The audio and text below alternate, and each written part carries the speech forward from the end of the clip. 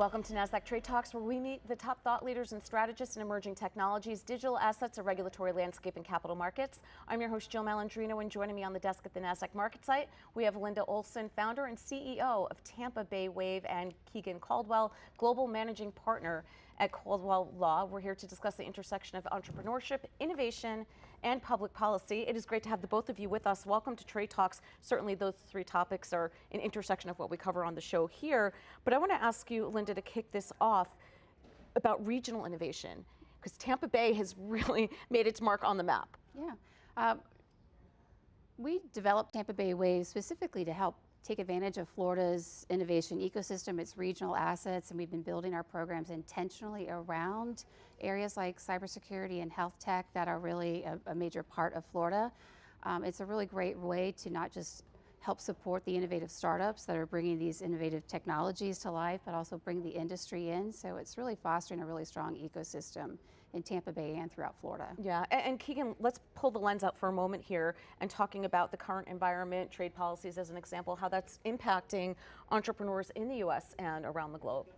Sure. So the trade policies effect on entrepreneurs here in the US, I think one of the biggest challenges that they face is hiring talent. They're less concerned with tariffs and things like that, but more concerned with some of their most talented engineers and things like that come from out of the country. And so that presents a large challenge. For more global companies that are outside of the United States, the challenges that they face, well, this is the biggest problem that they face is that this is the largest market that they have, right? The United States has the largest GDP. It continues to be the most powerful and the most innovative market for them to be in. And it's something that they're going to have to deal with. But we definitely see a slowdown in activity as experts and expert analysis tries to sort out exactly the best pathway for them to enter here. Yeah, certainly get some clarity there. When you think about the emerging trends in the innovation economy, what are the sectors and verticals that are standing out to you, Linda? Well, areas like cybersecurity are really important for national security purposes, of course, right? You're never going to see that, I think, take a slump in this world. But areas like fintech are starting to kind of see a little bit of a resurgence. But also, I think healthcare. I mean, what's happening in innovation, especially with AI and what that's doing to our healthcare system, it's not only just allowing incredible solutions to now be available that are going to be saving lives, but it's also solving some of the healthcare worker shortages and other things that you're seeing there. It's a really great combo of what's happening there in that space. Oh, which is interesting because we just had a fintech panel prior to you, and it was focused on the LATAM region and the market, the total addressable market that exists there is quite impressive. Yeah, we're definitely seeing Florida as a major feeder of LATAM startups into the U.S. It's interesting, as somebody who's coming from the Tampa Bay market, they always think of Miami as the city in Florida to go to, but actually Tampa has a wonderful 100+ year tradition of bringing Latin American companies into the U.S. And so these companies have options. But not just in Florida, of course. There's other great states that are seeing a surgence too. Tampa just has a cool vibe.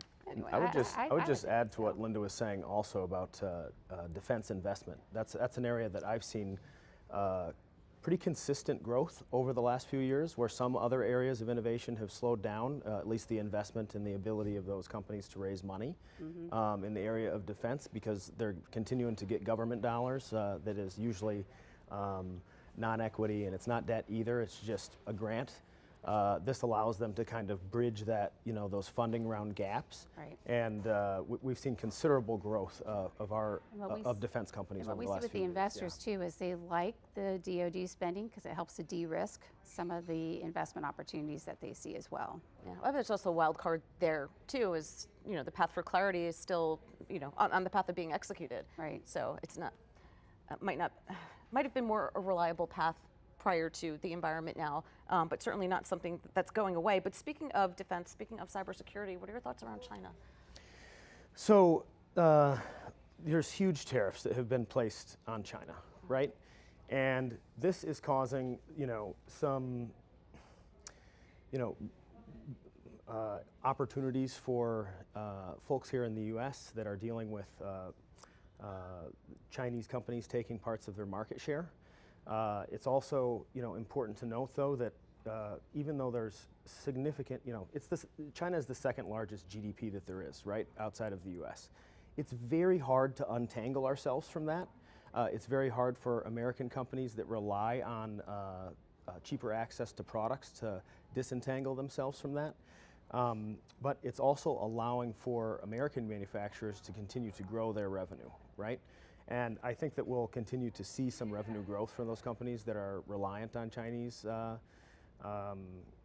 parts that they're no longer going to have access to, for American suppliers to be able to grow with that. But they were altering their supply chains even prior to the conversation around tariffs. Yes, this is true, and they're not just doing that, but also there's significant amounts of we're talking about de-risking investment, and one of the big areas that we see folks de-risking investment is by utilizing intellectual property, like utilizing soft assets that aren't as affected by the market to de-risk it for investors, where if the company fails, they can still utilize that to monetize. In China in particular is the third largest filer of patents outside of the US and Japan. So it's clear that they're making a significant investment into that as well.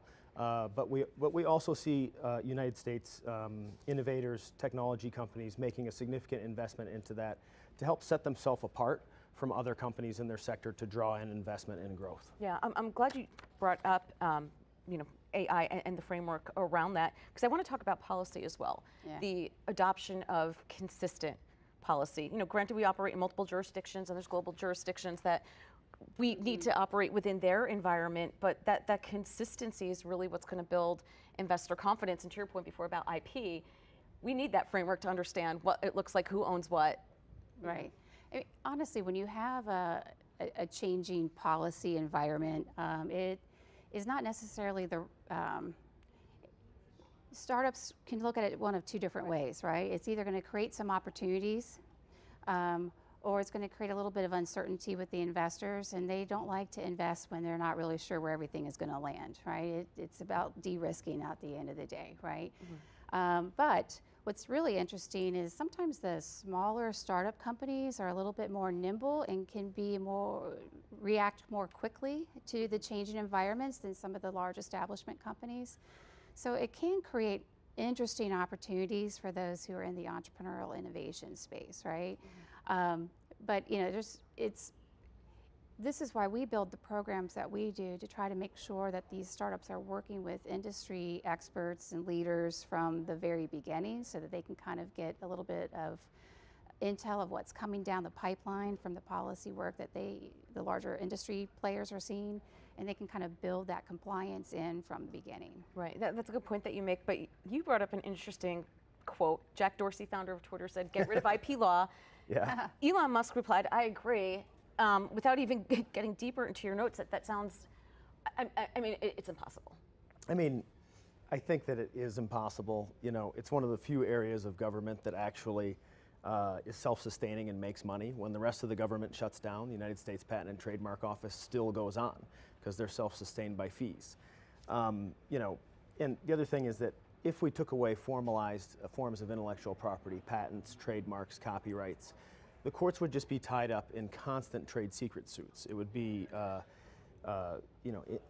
complete chaos, right? And so we basically have, to think about this objectively. Like, do we think that Jack Dorsey's CTO, that he's going to be okay with him leaving and going to start a new company? Probably not. Do we think that Elon, even given his famous patent pledge of saying, we're going to use this kind of open source type agreement to say you guys can utilize all of our technology, but when you look at the fine print of this kind of infamous agreement, it basically says, yeah, you can go ahead and utilize all the stuff in our patents unless we don't like what it is that you're doing, and then we're still going to sue you, which is essentially what the rights of a patent grant you in the first place.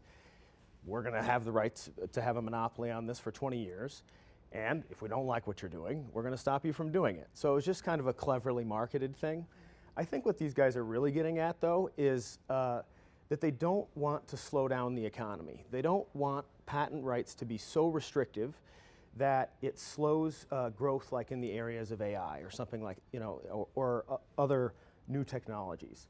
And so, because that's going to help feed new investments, that's going to help us begin to have much needed exits, and then the exits that drive new investment into tech innovation.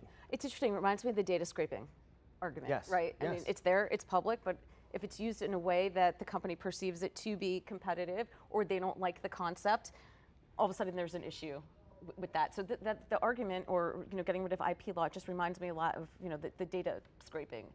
It's really tricky, and the United States also has this. That we have like the largest damages system in the United States, and so it's the, compared to any other jurisdiction in the world for intellectual property rights, but in particular with patents. And so, it can be a very costly thing for startups. And I just wanted to say one other thing about what you brought up too, Linda, and that even though these are tough times, nimble companies can, small companies have the advantage of being very nimble, right? A good friend of mine always says, times like these are the entrepreneur's playground, right? This is when the young companies really get to shine, and we find out who the real stars are. And I think we're beginning to see that. And I'm really excited to see how things shake out, especially by the end of the year, because we'll see a lot more activity. Look at the companies that were born out of the .com boom, right? Some of the top 10 Nasdaq 100 companies, Meta, Tesla, and a number of others, they didn't exist, or they weren't public at that point anyway. So, I mean, hard times when you're trying to find the silver lining to the cloud is when innovation, when things are going good, things operate autopilot. Right. But when you have to pivot and make tough choices, creates opportunities. Yeah. And I was just going to say, I always look at the patent system in the U.S. is really designed, in theory, to help incentivize the innovation and entrepreneurship. If you didn't have some of those policies in place, people would not necessarily be as incentivized to go pursue that right to capitalize on the patent work that they did, right? So, like, it's all these things that are striking the right balance to help incentivize innovation, but also put some guardrails in there that hopefully protect both the consumers and the investors and de-risk. It reminds me of the advocacy that the digital asset crowd is doing as it looks for policy formulation, because you also don't want the brain drain, to your point, going elsewhere. Right? If we don't know how, what are we going to be classified as, a stock, a commodity? How can we operate? What do our guidelines and frameworks look like? Well, if you go elsewhere, those frameworks exist. So you don't want the brain drain, from the U.S. elsewhere. Right. Yeah. Yeah, and with intellectual property being like this soft asset class too. What's interesting about that from a market perspective to me is that this has really taken shape over the last decade, where 15 years ago, it was very hard to value assets like that. But now there's enough data available that you can really draw comps, and it helps drive significant dollar flow and deal flow for both investors and for young startup companies, where the majority of investor dollars are going to companies that have invested in IP because it de-risks it so much for them, right? So I think that we'll continue to see more and more of that too with these tight trade policy shifts that we've seen, to, as we said, continue to de-risk this for folks. Right. Well, you also point out as well that the pivot to private equity, and especially private credit, is because of of some of those capital policy constraints. I mean, you've seen we've seen the shift, or why companies are staying private longer, or they're looking for alternative forms of capital formation. Right. Part of that can be attributed to perhaps policy isn't as creative or adaptable. Yeah, exactly. I mean, basically a massive market has been created by private equity into private credit, right? Yeah. Where it's like $1.8 trillion now. Crazy. And this is indicative of how investors are responding creatively to policy-driven capital constraints. These shifts also underscore how these policy shifts continue to influence investor behavior, deal structures, and overall market dynamics. Yeah, I mean, you weren't talking about retail investors having access to alternative investments, because that's been, there's product being built around it because of that explosion in private credit as an example. I mean, I feel like the shift has really taken place in the past 5 to 10 years. Even if you think about, just think about the past 5 years. You had companies transitioning to the cloud. You have COVID. You have a couple of elections in there. If you can operate well through such an intense environment, chances are you're going to operate as efficiently as you can through. I mean, the market's always going to climb a wall of worry. And it's really interesting what COVID did to the industry as a whole, right? You know, at the top, pre-COVID, you still had major geographical pockets of where the centers of innovation and entrepreneurship was, because there was an assumption you had to be within a couple hours drive of a company that you invested in as an investor. COVID broke up everything. It really kind of almost democratized how entrepreneurship and innovation happens in the US. And so you've got companies who now do not have to rely on talent to be in their backyard, right? They can work with talent from anywhere. Investors can invest in startups anywhere. It's been really interesting to see what that has done, I think, to also fully accelerate even more so the rate of innovation in our US. Yeah, I thought it was interesting coming from the employee perspective that the diversity of location really changed how we think, because sometimes you tend to think very New York, San Francisco, Chicago, specific. I thought it was just that observation of the diversity of location that came in was quite fascinating. Right, and it's not just, I mean, of course I'm going to have a little bit of a bias towards Florida, right? But you see even the work that Steve Case is doing with the Rise of the Rest and these other types of programs, they're really doing a lot to not just look for technology and innovation outside of the usual suspects, but also promote that innovation, which is, I think, just wonderful, because innovation shouldn't, I think if it's limited to geographic pockets, you're actually going to limit the innovation opportunities that can come out. Yeah, I mean, just look at the migration of Florida, right? And how that's changed the economy and the social and the cultural landscape. It's, we're like witnessing, you know, anthropology in real time. Almost, right?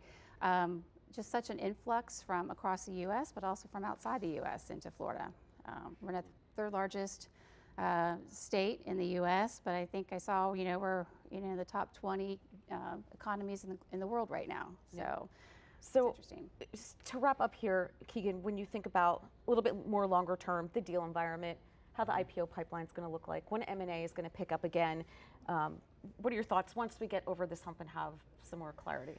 I mean, listen, it's definitely slowed down, like we said, but you know, there's also tons of dry powder in private equity right now where people are just waiting for exits and hoping to be able to reinvest some of that money. It has to move at some point, right? And then there's also that like you said, there's this massive backlog of exits and IPOs that need to take place. These folks need to pay back investors, right? Like we're talking about, you know, venture capital money and all of it that's been spent, and the shift towards using debt as a tool instead of just taking on equity investment. These investors need to be paid back at some point. And the venture capital cycles kind of keep getting longer and longer due to these economic conditions. I feel with a pretty high degree of certainty that by the end of the year, we're going to see an uptick in M&A activity. I think it'll be mostly like strategic exits and strategic M&A rather than seeing a big uptick in IPOs. And we're not going to see the valuations that we used to see, right? I think that's what we're learning from these really long VC cycles, is that we need to see you know, more objective valuations on some of these, and the multiples aren't going to be as big either. But then this is going to free up more money to continue to place more investment back in the U.S. All right, appreciate both of your insights. Thanks for joining us on Trade Talks. I'm Jill Malandrino, Global Markets Reporter at Nasdaq.